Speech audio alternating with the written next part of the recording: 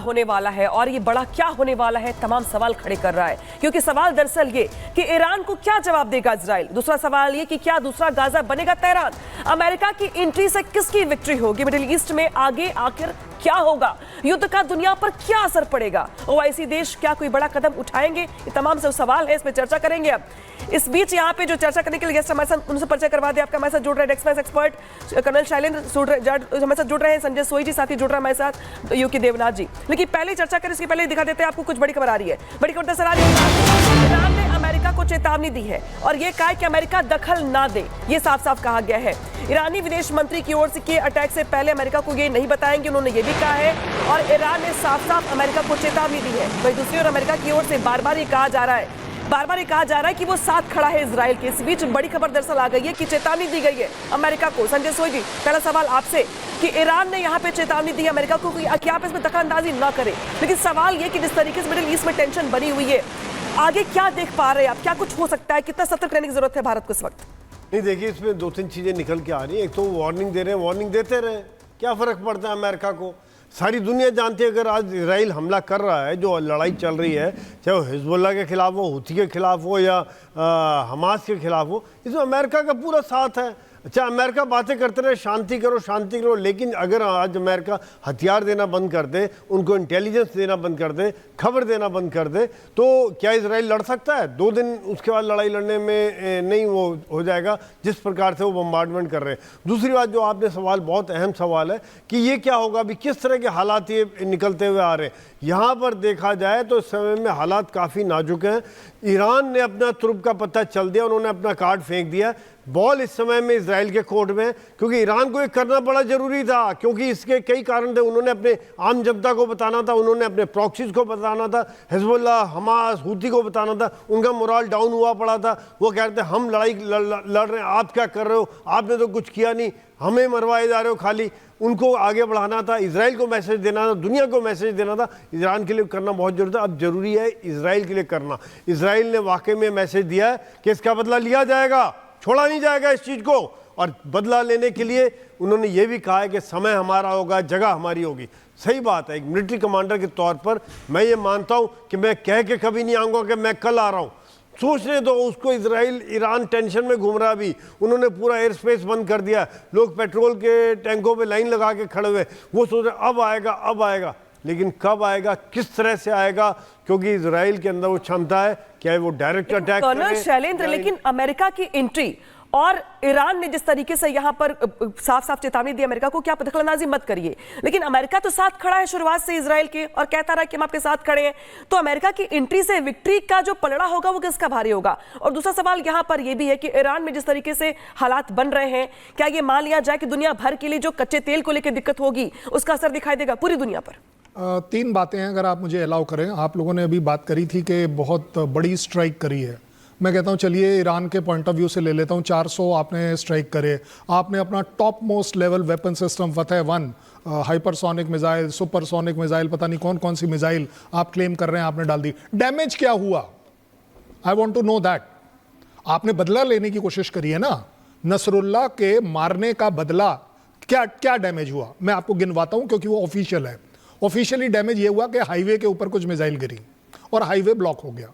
ठीक है भाई, एक स्कूल पर भी गिरी, वो स्कूल नष्ट हो गया। और इसके अलावा ऐसा कौन सा स्ट्रैटेजिक टारगेट था जो ईरान अपने आप में अचीव कर गया? दैट मीन्स जो मैं समझा रहा हूं वो ये कि ये एक सेरेमोनियल स्ट्राइक है कि देखिए जी हमने स्ट्राइक करी। आपके 400, हालांकि वो 200 क्लेम करे, 400 क्लेम करे, यहां तो इजराइल 7000 मिसाइल इकट्ठे एक दिन 7 अक्टूबर पिछले साल रिसीव कर चुका है।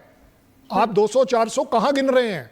आप अगर फतेह को बहुत बड़ा वेपन सिस्टम मान रहे हैं, अपना टॉप मोस्ट वेपन सिस्टम मान रहे हैं, तो उसके रिजल्टेंट, उसके कंपेयर में रिजल्ट भी तो आना चाहिए कि आपने अचीव क्या किया। आपको क्या लगा कि आयरन डोम को सारा का सारा फतेह मिस कर गया और सारे का सारा जाके टेल अवीव में, कैपिटल सिटी में लग गया? ऐसा तो नहीं हुआ। या फिर आप क्लेम करिए, प्रोपोगंडा क्लेम करिए। सर, मैं आपके पास लौटूंगी। इस बीच बड़ी खबर आ रही है जहां पे यूरोपीय देशों से ईरान की अपील है, यहां पे इजराइल को रोके नहीं तो तबाही तय है।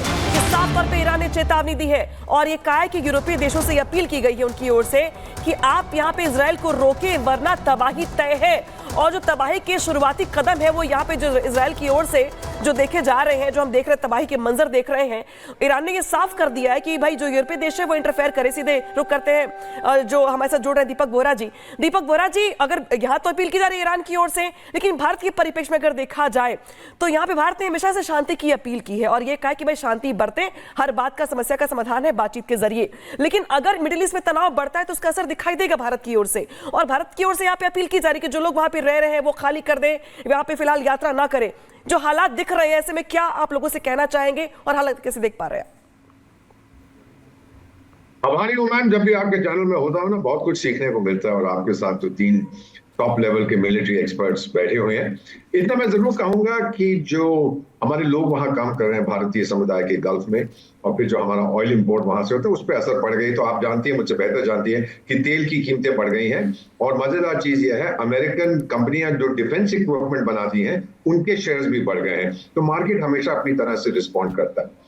क्या ईरान आगे कुछ कर पाएगा? ईरान ने ऑलरेडी कह दिया कि जो मुझे करना था मैंने कर दिया है, अब मैं आगे कुछ नहीं करूंगा। इसमें एक संदेश दिया है कि अब देखो, आप लोग खामोश हो जाइए, ज्यादा कुछ मत करिए। मैम, विश्व युद्ध की आप बात करती हैं, बहुत से लोग, आप तो नहीं, आप तो वेरी वेरी सेंसिबल चैनल और आप लोग से मुझे बहुत जानकारी मिलती है। मैं याद दिलाना चाहता हूं कि दूसरा विश्व युद्ध शुरू हुआ था सितंबर 1939 में। अमेरिका उसमें शरीक हुआ था दिसंबर 1941 में, जब जापानियों ने पर्ल हार्बर पर हमला किया था। तो ये वर्ल्ड वॉर का सवाल नहीं है। यहाँ पर कौन हमला करेगा? यूनाइटेड स्टेट्स के ऊपर, कि वो उसके अंदर कूद पड़े। ईरान के पास वो क्षमता नहीं है, मिट जाएगा। फाइनली मैम, जो हम पे इम्पैक्ट पड़ेगा पूरी दुनिया पे पड़ेगा। पर एक चीज मैं देख रहा हूं, ये मैंने पहले भी देखी है। मेरे एक ईरानियन दोस्त हैं, हम लोग एम्बेसडर साइट है, एक साथ में एक जगह थी, उन्होंने एक मैसेज मुझे भेजा, न्यूयॉर्क में रहते हैं। उन्होंने ये कहा है नाउ कि अब हमारी जो महिलाएं हैं ईरान में, वो पहन सकेंगी वही कपड़े जो वो चाहती हैं। इसका मतलब मुल्ला सरकार के दिल अब सीमित है। ये संदेश ये लोग दे रहे हैं और मेरा भी मानना है ये रेजिम चेंज की तरफ जा रहा है। इसीलिए ईरान ने अब सब कुछ रोक दिया। जी, हमने जो करना था कर दिया, अब हमें माफ करिए। और फिर जो 80 साल की बुढ़िया बैठी हुई है न्यूयॉर्क में, जिसको आप संयुक्त राष्ट्र संघ कहते हैं, उसके महासचिव तो कहते हैं, ओ जी मुझे बड़ा प्रेशर है, मुझे जी बहुत तनाव है, ब्लड प्रेशर मेरा बढ़ गया, खत्म। इसके अलावा क्या क्या? सर, आपके पास लौटूंगी वापस, लेकिन यूके देवनाथ जी, यहाँ पे इजराइल के सामने जो चुनौती है वो कई फ्रंट्स पे दिखाई दे रही है। एक तो हिजबुल्ला है और दूसरा हमास के साथ ऑलरेडी युद्ध चल ही रहा है, हूती विद्रोही हैं यमन में जो एक्टिव है ज्यादा। इस बीच यहाँ पे ईरान, और अब ईरान की ओर से साफ साफ संदेश दे दिया गया कि तबाही तय। इस तबाही में जो भूमिका है भारत की वो कितनी बड़ी होने वाली, कितनी चुनौती बड़ी होने वाली भारत के सामने, और ये जो संदेश है, ये जो चेतावनी है ईरान की ओर से, कितना गंभीर माने इसको हम? देखिए, भारत की भूमिका इसमें बहुत ही अहम होगी। हमें ये समझना पड़ेगा कि आज दुनिया में ऐसे कितने देश हैं जो कि ईरान के साथ भी बात कर सकते हैं, इजराइल के साथ बात कर सकते हैं और अमेरिका के साथ बात कर सकते हैं। महज गिना चुना 1, 2, 3 देश हैं जो कि ऐसा कर सकते हैं, जिसमें भारत भी शामिल है।